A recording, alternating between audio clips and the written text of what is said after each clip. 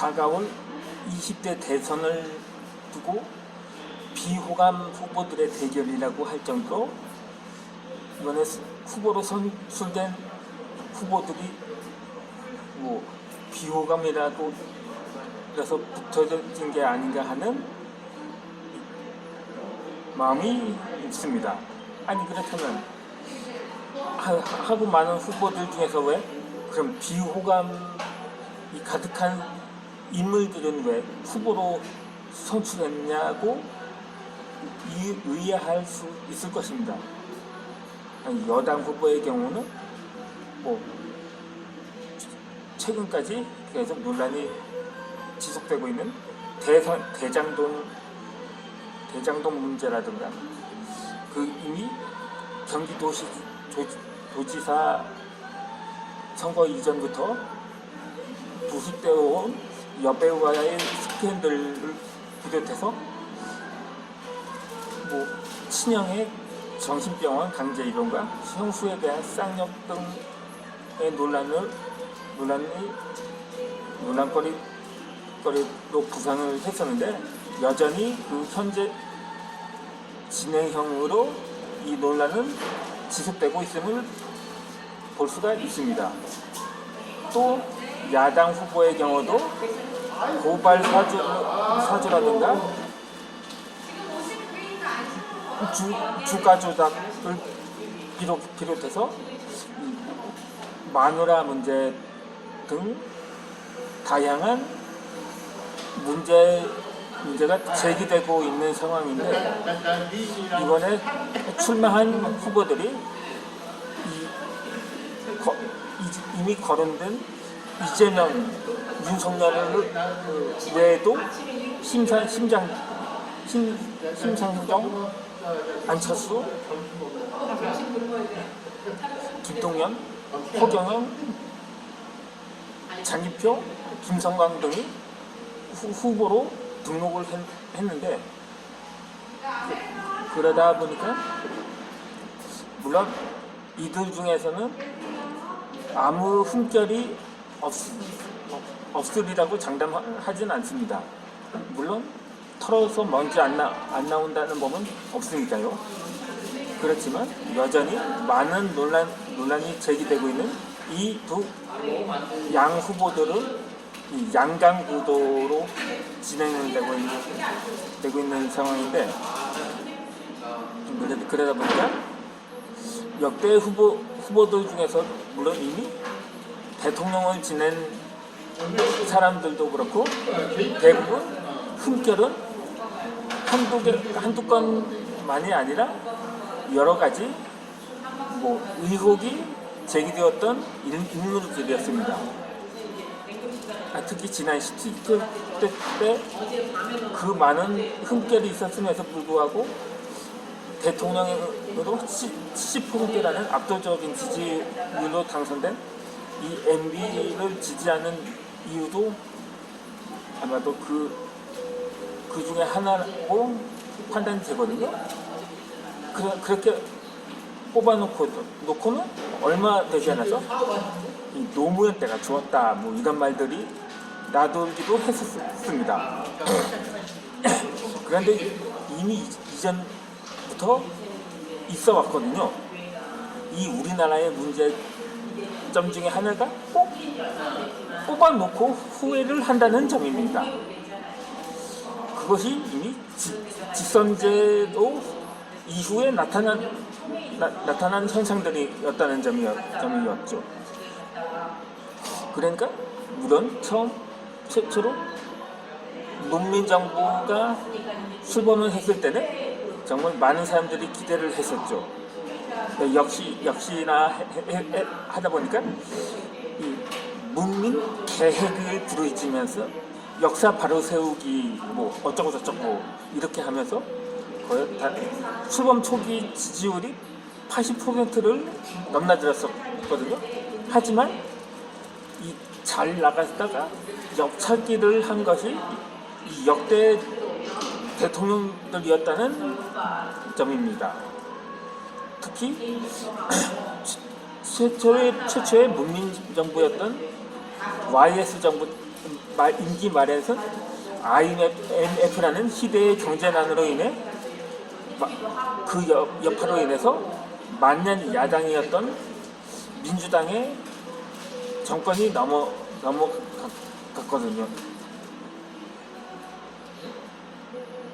그 후에 또 하나의 나타난 공통점이 이 전직 대통령들에 대한 향수였습니다. 우리나라가 한창 IMF를 겪던 시절에는 한창 박정희 향수가 산발적으로 불었었습니다. 그럼에도 그 정권을 교체하고 5년이 흘러서 또다시 현 정권에 기회를 주기 위해서 전 정권을 재창출했습니다. 하지만 그 기간 동안 내내 또 꼬리표처럼 따라붙었던 게 바로 박정희 대통령의 향수 그러니까 박정희 때가 좋았다든지 군사정부 때가 좋았다든지 이런 말이 당시 정부 내내 대두가 된 적이 있었습니다.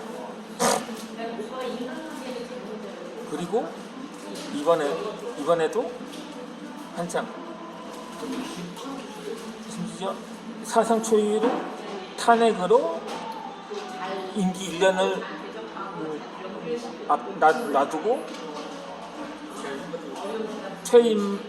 거의 완전히 분명히 퇴임했는데 그리고 또다시 정권이 교체가 되었습니다. 그러니까는 한 번도 경험해보지 못한 나라라는 슬로건을 내걸고 당선이 되었는데 마찬가지로 출범 초기 지지율은 거의 70%를 넘어서는 거의 80%에 달했던 문민정부 이후 처음으로 80%를 맴돌았던 지지율로 정권 초기는 이렇게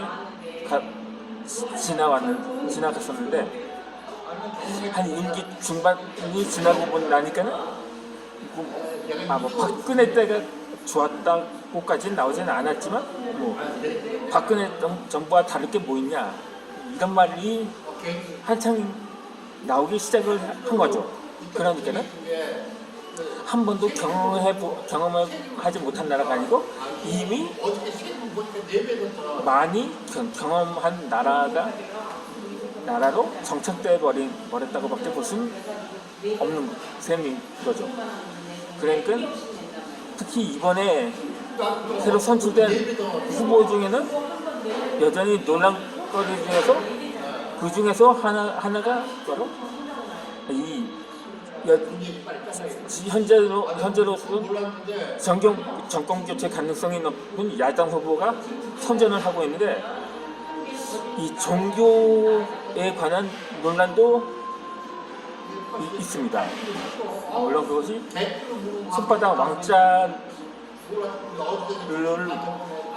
둘째치고 지금 최근에 그러다 보니까 이 윤석열 후보가 이 후보의 종교가 기독교는 아닌 것 같음에도 불구하고 최근에 교회들마다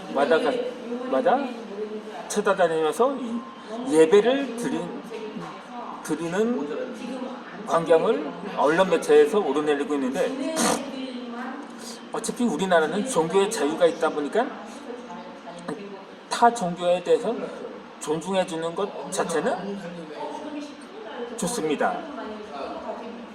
그런데 당시 야당 대표를 지냈던 이 황교안 전 대표가 후보 경선에도 출마를 했는데 탈락을 했습니다.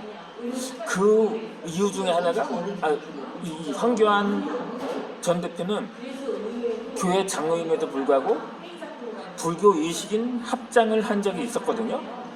그것 때문에 점수가 깎인 것이 아닌가 하는 추측도 드는 이유가 바로 이 종교 문제에 대해서도 그것은 부정은 할 수가 없거든요.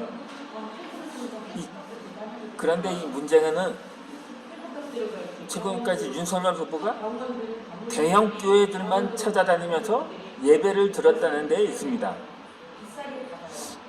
물론 우리나라의 교회가 전국적으로 5만 개, 6만 개까지 된다고도 하는데 어찌되었든 언론 매체에 보도된 바에 따르면 항상 교회 앞에 대형자를 붙였다는 점입니다.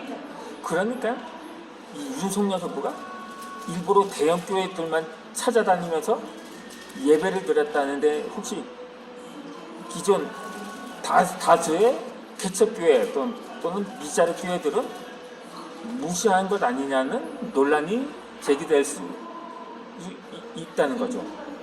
물론 우리나라 교회가 5, 6만 개 되는 교회를 일일이 찾아다니면서 시간적으로도 그것은 버거울 수 있을 것입니다. 그렇다고 어제는 여의도 순복음교회, 오늘은 사랑의 교회, 내일은 온누리교회, 영성교회, 소망교회 이런 식으로 이름 있는 대형 교회들만 찾아다닌다는 것은 다소 문제가 있지 않은가 생각이 되는 바인 거죠. 그러니까는 어느 정도 여유가 있다면 정말 어려운 교회들을 찾아다니면서 제가 영상 제목에 개척교회라고 했는데 이 큰 교회를 대형 교회라고 하고 작은 교회들은 교인 수가 없는 교회는 소형교회라고 하는데 개척교회라고 했습니까? 아니면 미자립 교회라고 했는데 등급으로 따지면 A급 교회나 Z급 교회 이렇게 구분을 할 수도 있을 것입니다. 그러니 편의상 그렇게 설정을 했는데 그건 그렇고 그런데 앞으로 그러한 심지어 교회가 한 명도 없는 교인 한 명도 없는 교회도 많거든요. 한 50명, 100명 정도 그런 규모가 적은 교회들도까지 있는 반면에 그런 정말 하다못해 미자립 교회들의 자립법이라는 법을 제정하더라도 그러한 작은 교회들에 대한 관심을 어느 정도 갖고 이렇게 해서 균형을 잡게끔 해야 하는 것이 바로 정말 진정한 평등 사회로 가는 것이 아닌가 하는 생각입니다. 그러니까는 이제 앞으로 대선이 한 6개월? 6개월도 남지 않았군요. 그렇게 해서 앞으로 남은 기간에는 많은 사람들이 인정할 수 있는 그러한 후보로 거듭났으면 하는 바람입니다. 이에 대해서 오해를 할 수가 있습니다. 이 영상이 혹시 특정 후보를 지지하는 영상이 아니냐고 할 수도 있는데 결코 그렇지 아닙니다. 물론 여당 후보든 야당 후보는 그러한 논란거리에 대해서는 충분히 지적할 수는 있을 테니까요. 그러니까 앞으로 누가 되든지 그때 가서 문재인 때가 좋았다는 말이 나오지 않기를 바랄 뿐입니다. 앞으로 더 나아졌으면 나아져야지 하는 바람이기 때문인 거죠. 그러면 또 지방 방송은 여기서 마치고 정규 방송으로 방송을 시작하도록 하겠습니다.